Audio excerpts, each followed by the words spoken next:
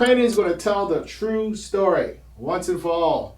You know, all that hogwash we're given in high school just doesn't make any sense. And even on a college level. So I am going to actually paint, but at the same time, I'm going to try to educate or just to expand on what I'm painting by talking about, you know, Tsenacommacah and the Tsenacommacah Powhatan natives of Virginia, which I have some of their DNA within me. So I'm not going to say I'm 100% Matoaka or Tsenacommacah because I'm not, but this is, and a lot of African Americans, especially if you're from the North Carolina, Virginia area, Delaware, most likely you have a lot of Tsenacommacah or Delaware native ancestry as well, because the phenomenon was for us to actually join them, even from the very beginning in the 1600s. So what I'm going to do is start getting into, I could focus on some of these background characters, but I really want to get some of the drama of the foreground going. So I'm definitely going to do that. I kind of have some of the drama in the sky going. I have some of the basic colors laid out. So, but I need to really focus on some of this foreground drama. So I'm definitely going to get into that. So I'm going to get my brushes together. Kind of have some already laid out here. And I'm going to get my, what I call a sketch brush. And that's probably around number 8 or something like that, or number 12. That's kind of what I start out with, and I start out with that with like a magenta. And what I'm going to do is, actually I already have a lot of Tsenacommacah. I have a whole lot of him already in there with that very dark color that I have up there now. So I may not want to start with this brush. I think I might want to start with a different brush. I already dipped it in some Gamsol, but I think I'm going to start just getting into some more details with some more detailed brushes. So let me see what I can find here. Let's see what kind of detailed brushes I can find. And I'm going to go into this little Raphael brush that I have, because why? I like Raphael brushes a lot. They're very, very nice. And I could get some details. And I think I am going to start. I kind of worked on him a little bit, so you can see his back coming in, because you can see the flavor. You can see the kind of flair that I'm trying to get in here in terms of the drama. So now I'm going to try to start emphasizing the drama of Matoaka's or Pocahontas's father. You know, as you know, she had several names. One of her name was Pocahontas. The other one of her name was actually Amanuet. Just amazing. Amen, Uet, new, wet, new. That's a Kemet word. And it's just amazing. Anueti. And the T is on the end too. That was one of her names, native names. Of course, her English name was Rebecca Rolfe, because John Rolfe basically raped her and gave her a so-called Christian name, Rebecca Rolfe. However, her name was never Pocahontas, her name was Matoaka. Also, what a lot of people don't realize is that in 1619, African Americans had come from Mexico. And with the British, even the British at the time didn't realize that they were teaching the natives how to fight against the fire sticks, against the guns. And a person named Don Lewis, that they also think was Opec Chancano. It's amazing. The British thought that Opec Chancano, or the historians, or the people that came after Opec Chancano, they thought that Don Lewis and Opec Chancano was the same person, where he was somehow picked up by the British and sent to Spain. Now, why would the British send him to Spain? Wouldn't they send him to England? So, since they picked up slaves from Mexico, and of course, Mexico at the time was Spain. It was a Spanish colony. So the reason they have a person called Don, of course, the person's name Don Luis, D-O-N, second name L-I-U-S. Don means Lord, or it's basically means the boss. It means it's like a duke in England, or a baron. I mean, it's somebody of esteem. So you have an African person, or a person of African origin, I should say, went to Tsenacommacah, and who also married Powhatan Confederacy into his family, into Matoaka's family, into these people, into the Westeros, literally straight, not into the regular people. They had value. They valued these Africans, especially this guy Don Luis. And it's rumored that since he and Matoaka was around the same age, in 1607, the natives, the English didn't know who was older, who was younger, who was what. But this guy was substantially younger than Powhatan Confederacy. He paid a lot of attention. He was very keen to making sure the British got out. That's Tsenacommacah, who also they thought was also a person called Don Luis. The reality is Don Luis was an African. Or he could have been a mixed person already from Mexico, but he was a slave who had escaped and who had joined, actually, the Tsenacommacah. And he could very well have been either Tsenacommacah's father, or he could have been Tsenacommacah himself. Tsenacommacah himself. Nobody knows. All we know is that there's a great deal of information.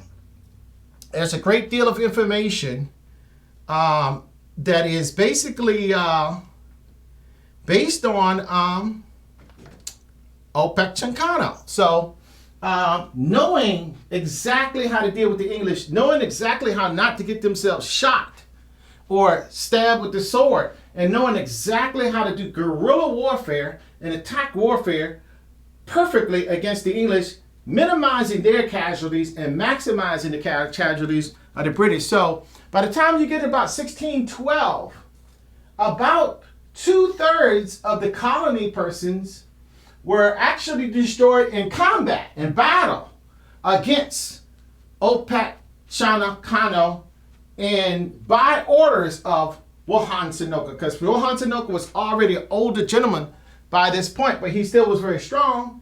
I doubt very seriously if Powhatan Confederacy actually participated in actual battles at the age he was at. He was more of a diplomat.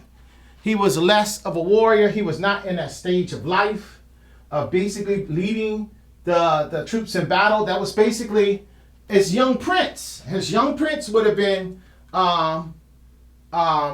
any one of his brothers, or it would have been most likely the person who proved to be the most feared person in the whole country at the time. That is Tsenacommacah. And it's very important to understand who this guy is, because he was the most feared person in the North American continent at the time. There was no French in Canada yet. There was nobody in the northern part. There was people in Mexico, but there were not people in what we call today the United States of America. There was nobody there that was from Europe. So, and the natives that was, there were natives that was getting dealt with by the Spanish on the west coast near Mexico, but there were not natives that was getting dealt with on the east coast or in the plains area. So, that is a little piece of history I'm going to start out with before I start doing some more intense painting. But for right now, I am going to get into, I might get into some of the drama. I might get into some of the drama on Matoaka. I might do that. As a matter of fact, I think I will. I think I'll get into some of the drama on Matoaka first, while I'm fresh. And since I have the back of Tsenacommacah in, I think I am going to do a little bit on Powhatan Confederacy, because, again, there is a difference that the English even noticed the difference between them and the natives in terms of look, in terms of complexion. As a matter of fact, that's when they first started referring to each other as pale or white. That's actually a reference that started right there, right at Jamestown. And were they Africans there or were they not? Because if the Africans were the dark ones, why were they referring to the natives as so dark? And it got to be almost that if a person was called a Tsenacommacah, or they also were called Powhatan, but Powhatan was generally a name that was reserved to a chief or Wessawarrants, a king, a governor, a person of authority in a certain tribe or a certain village. Generally, if a colonial was going to refer to a Powhatan, it was somebody of some type of authority or some type of esteem.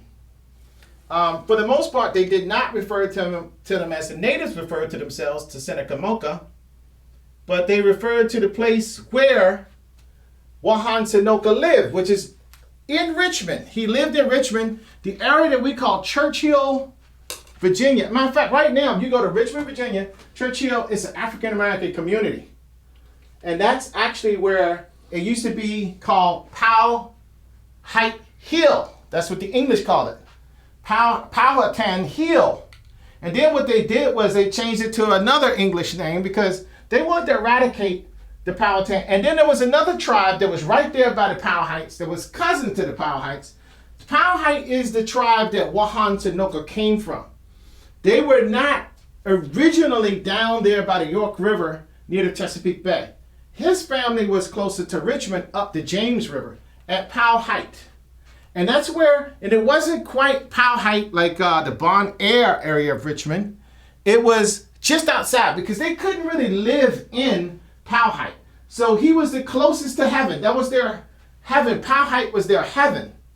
And of course, the king, the paramount chief, the paramount king, that's who Powhatan Tsenacommacah was. He was the paramount king.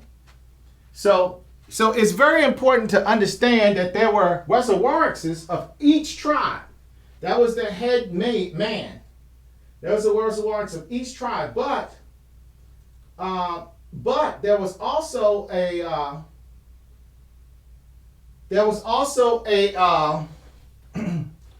a paramount king. And that's who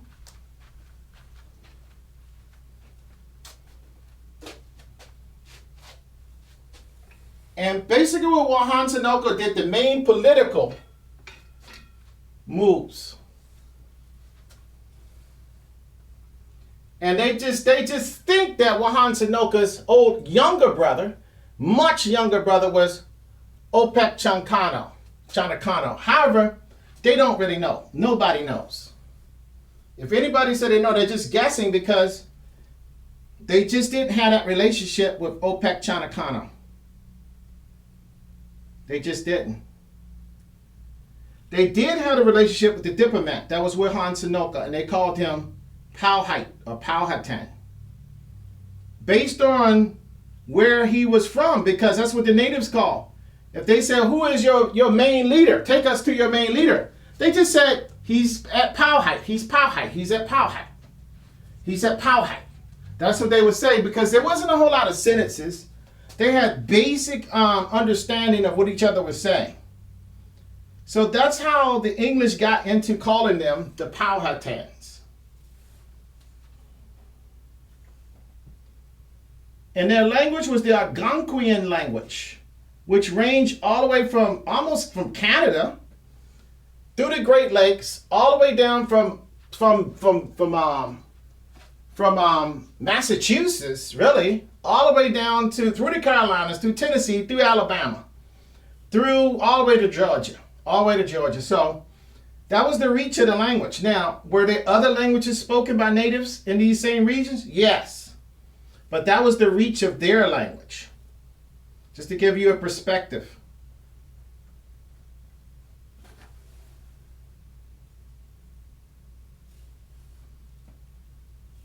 Also, his name was Powhatan Aniak. Now, the word Aten is in there. Of course, when you think about Powhatan, Powhatan. So there's a whole lot of Kemet sounding words. And of course, they were sun worshippers. The Tsenacommacahs were into Ra big time. The sun was everything. You see the sun in a lot of Native American iconography. And you also see the Haru falcon. Even on the East Coast natives, especially with the East Coast native iconography. The problem is that you don't get to know as much about their iconography because they were destroyed so early on in the game.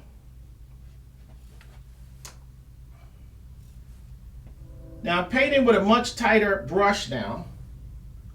So it's going to take a little bit more time to get stuff developed with the smaller brush.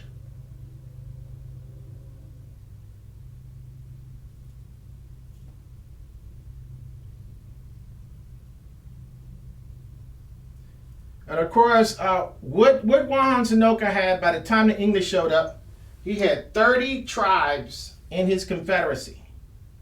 So by himself, before the English showed up, he grew his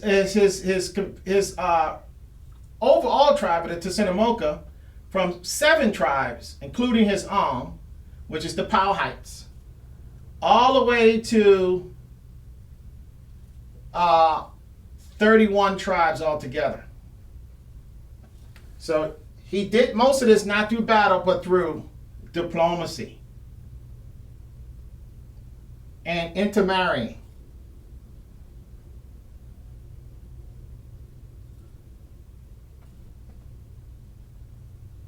Now, like I said, another one of her names was Matoaka.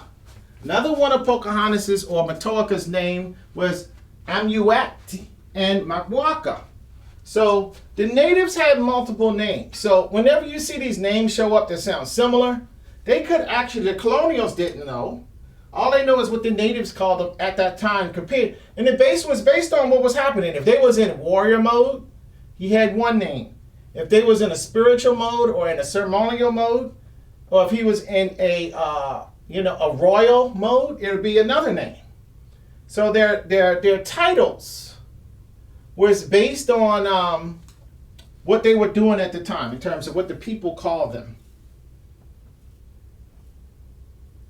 Because again, these were divine people. These were people of extraordinary status amongst the natives.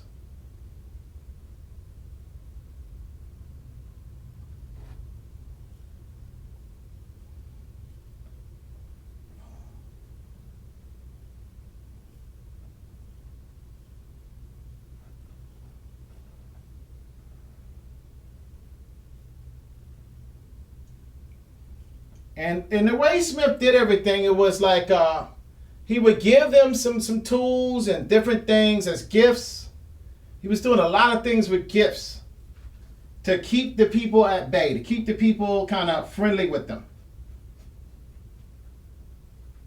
Again, what happened was they had some slaves. Those slaves that arrived in 1619 were commissioned to build a building, a cabin for Powhatan Confederacy.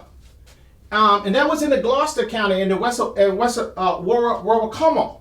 And what happened was a war broke out. And then when that war broke out, the English lost control because the natives was on the prowl. They were attacking. And the African slaves that was building the house for Powhatan Confederacy joined and sided with the Tsenacommacah and left the slave work that the English had for them. So who knows how many people that was? 30, 40, 50 people. And they became, I believe they lost whatever identity they had before, because when they became Tsenacommacah, the Tsenacommacah considered you one of them. You were no longer a different person. So yes, you could be joined into their tribe. Now, if you joined into their tribe, the way you did that was you had to most likely marry it. If you was a woman, you married one of them. If you was a man, you married one of them. So it was no difference. If you was going to join that tribe, that was the way you joined. You didn't join by joining and still being yourself. You had to join that tribe through through actually a child had to be born. That's why John Rolfe thought it was very important to have these children. Well, I think it was just coincidence. As he was raping her, he had these children, and he decided just to use this because even when Thomas Rolfe did come back to the colonies, one of the boys did eventually come back. The other boy never saw his brother again, by the way. He just became English from that point. But the other boy was still English, but he was English in Americas. Whereas the other boy must look more British because he stayed there. Or maybe he preferred to stay there. I don't know. And when the boy came back, he didn't really join the natives. He basically lived amongst the Europeans. He lived as a European. He married a European woman. He did not marry a native girl. So, and he lived, and for that point on, the descendants of Matoaka from John Rolfe married British, another British, and another British, and very little Native American ancestry would reside in the people who live today because they didn't marry back into the native people. So if you was to see some of these people who actually claim to be descendants of John Rolfe, basically, and Pocahontas' rape scenario, these people look white. They look Caucasian. They do not look at all like the original Tsenacommacah. So they're not a good reference to say, okay, this is the original people. This is what they were like. Both culturally, language-wise, linguistically, and also in the amount of biology that they share amongst each other. There is no DNA. There's not a lot of DNA there. Whereas the African people who intermix with the Tsenacommacahs had no choice because if you look at Bacon Rebellion, they basically, slavery was already from the beginning, from 1614, slavery was already in place. I mean, officially, yes, some records were made, but in reality, as soon as when those people arrived in 1619, slavery was in this country from the very absolute beginning. They immediately were put to work as slaves. They were slaves before they got here. So, whether it is in record, as some person say, oh, there's a record. And that's the problem with a lot of history is that a lot of these historians have to really find, an absolute record where somebody who is one of the oppressors, actually, one of the bad people actually wrote down a very biased piece of information about what they were doing in terms of slavery. It's probably the very least qualified person to even write about it, but that's a lot of where historic record in terms of what we learn in school comes from. It comes from the actual bad people. They get very, very little information from other sources, the people who are the victims. So the side of the victim is never told. Their perspective is never considered in the history books. So that's another reason why I'm doing this particular painting this way. There needs to be more imagery, but in addition to more imagery, I'm recording this and I'm putting it on Facebook. So more people need to actually know what actually happened for the start of this country, because this is the absolute start. This is the very first occasion where we have English and other people of other ethnicity making contact. And again, to make any kind of argument that the English or had any consideration for anyone else other than their own greed and their own personal wealth is just not true. It's just simply not true. Everything was a strategy to gain wealth, especially with the gentleman called, well, I'm not even calling him a gentleman, the person called John Rolfe. He was just the absolute fiend. And he would stop at nothing, including manipulating his own child. And of course, he didn't even like, he had some problems with, he called his own wife a savage. He said in his own writing, I feel that, and it was more about his own pride than he cared about his wife. What would they think of me, married to a savage? That's in his own writing. He calls his own wife a savage. He's married to a savage. She must be Christianized. So when he got her, he got a friend of his to actually give them a church wedding, because he was already officially dealing with her sexually. That was very clear. And so I believe that what happened was, after he found out she was pregnant, I mean, he was the main dude raping her after a while. He got rid of the other people in the colony because he was the boss that was raping her. He said, oh, she's a pretty good looking girl. Okay, since she's the only girl here, you guys can't have the fun anymore. She's mine. So he brought her into his own little cabin area and his own little spot, his own little space. And he was the main dude raping her from that point on, not the others. That's basically how it went down.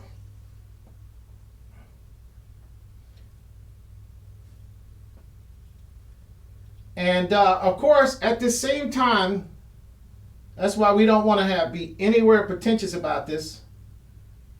Both Powhatan Tsenacommacah and Tsenacommacah knew that either his sister or his wife-to-be or somebody kin to him, but definitely his daughter, was being raped.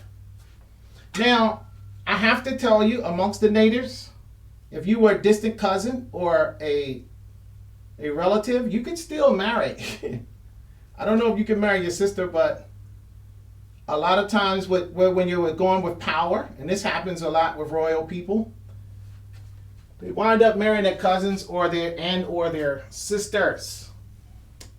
And I don't think there was any difference between them, because it could have been very possible that even though Tsenacommacah was somewhat may have been kin to Matoaka, he still could have been considering.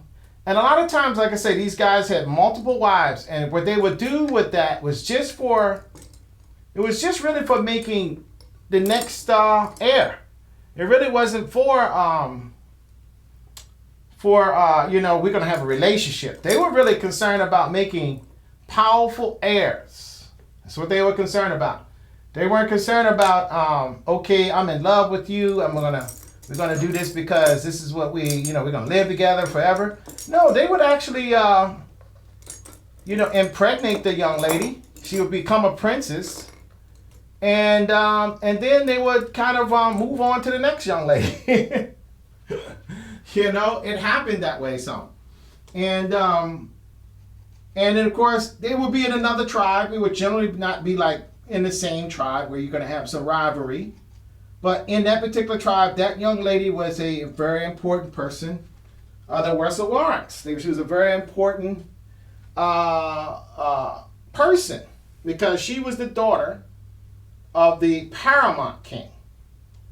And that was very important. And so nobody was going to buck against her, because the father still would come into the tribes every once in a while and visit his child. So it's not like they just came and just got somebody pregnant and left and that was it. There was still a relationship. It's just much different than the type of relationships we have today, especially when you think about and some royalty does this in other places, but this was mostly with the people of power that did this kind of thing.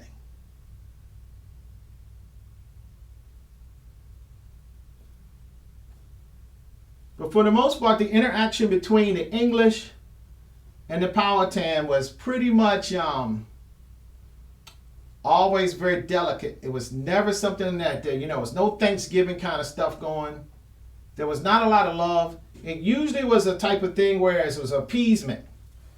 The British would do something really nasty and kill some people. The Powhatan would go and get some revenge and kill some of their people. Then they would do a truce by simply saying, okay, we're going to give you, the British would give them some stuff. Okay, let's stop. We made a mistake. We killed some of your people. You made a mistake. You killed some of our people. Here, look, take this trinket. Let's chill out for a little while. And then what the natives would do is they'll get the trinket. They loved the metal tools especially. And they would chill for a little small. And then something else would happen again eventually, because these groups didn't really like each other. And what happened was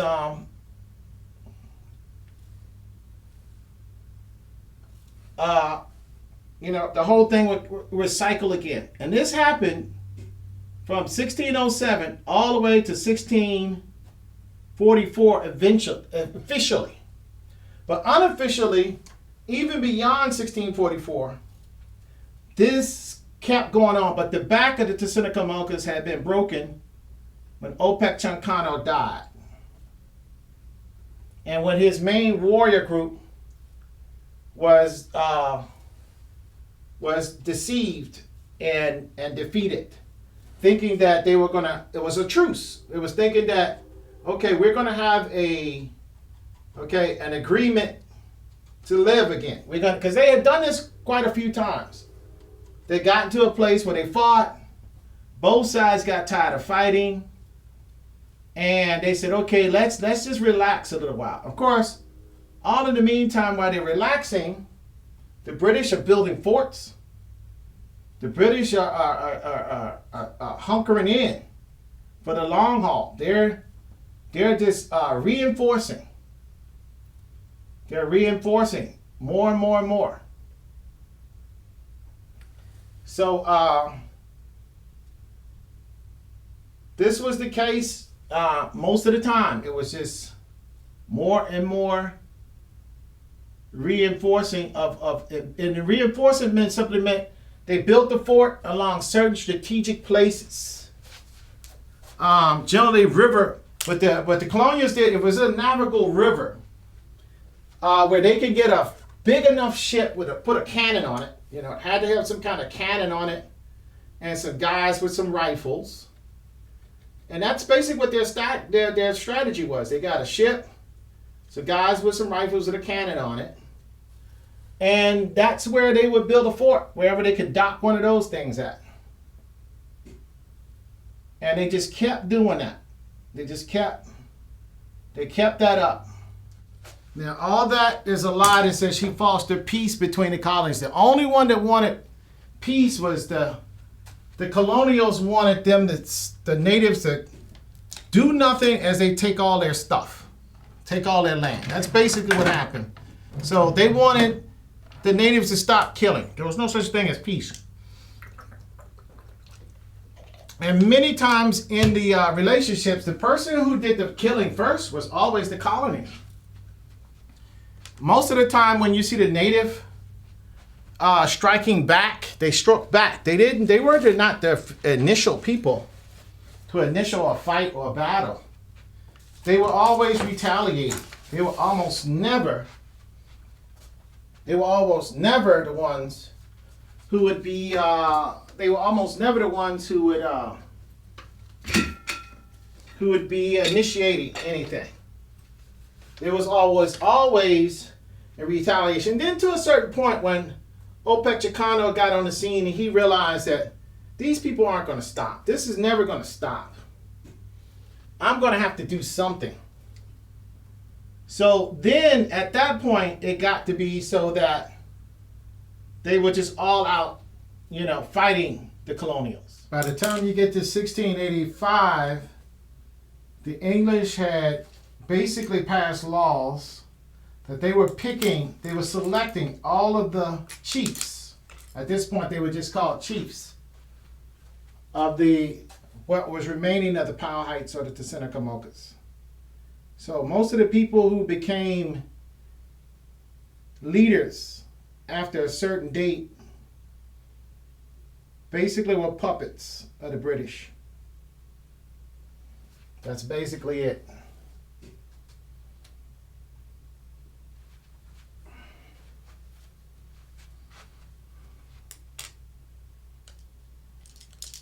And then it was just a matter at that point of just basically just blending the people away. Just blending them away.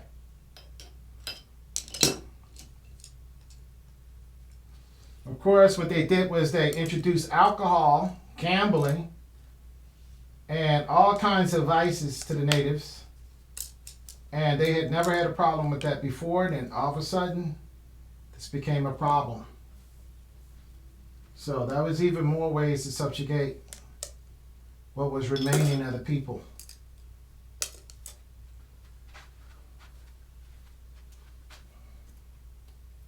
Of course, the houses were actually of the Tsenacommacah were called Ye-Agans. The house was called Ye-Agans. Some people call them wigwams, but actually the natives of the Tsenacommacah call their houses Ye-Agans.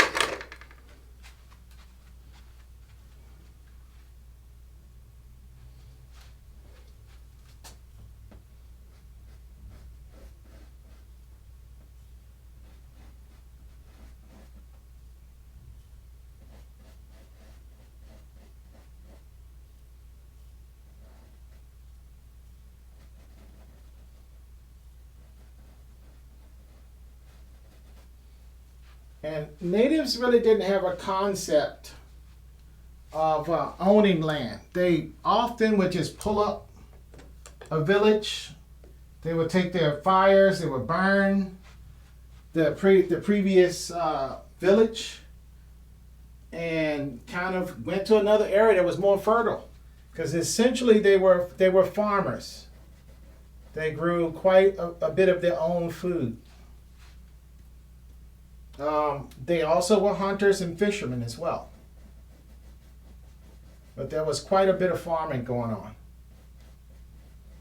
Everywhere the Tsenacommacah were farms.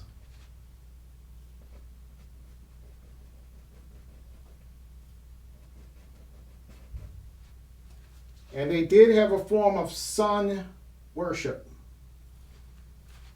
sky worship. Whereas the eagle, both the golden eagle and the bald eagle, was part of these ceremonies. And I believe the American eagle came from actually their religion, the original natives' belief system that was already in place.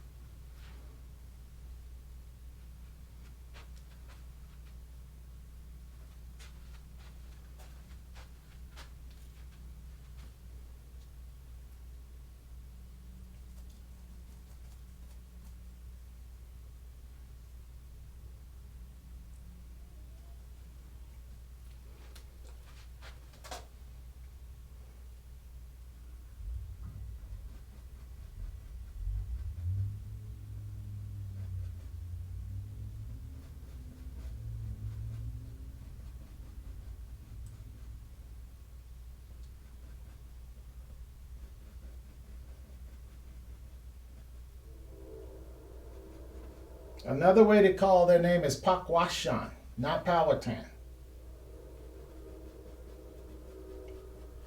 It's another pronunciation of the same Powhatan.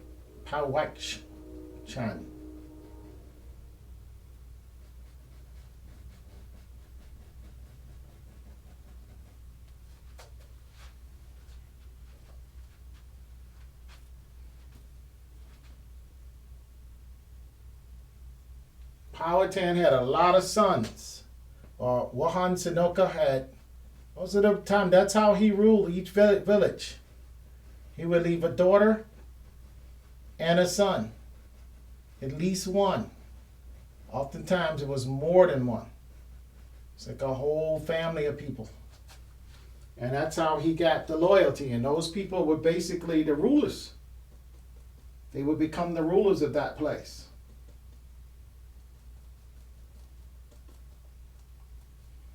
And of course, he would have that son with whoever was a natural member of that group.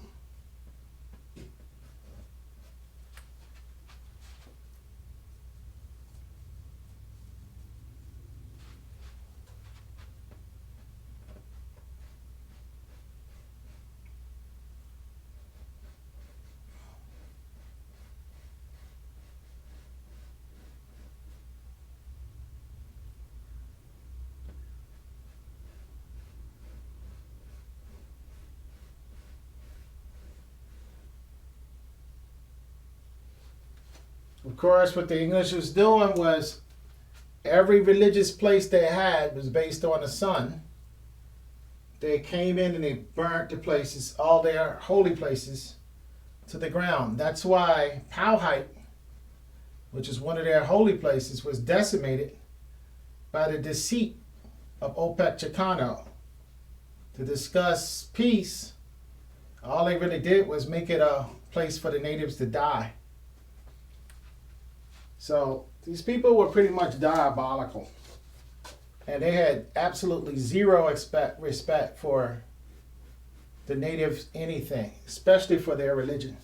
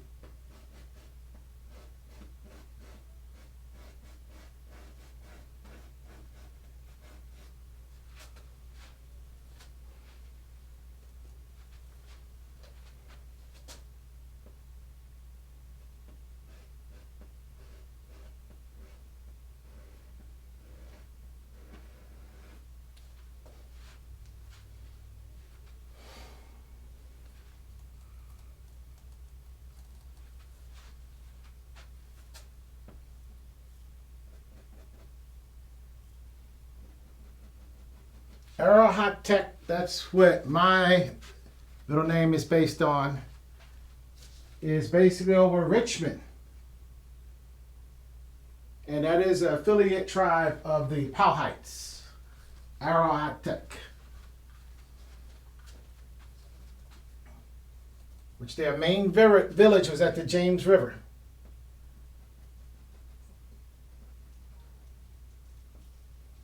In the eastern part of Richmond.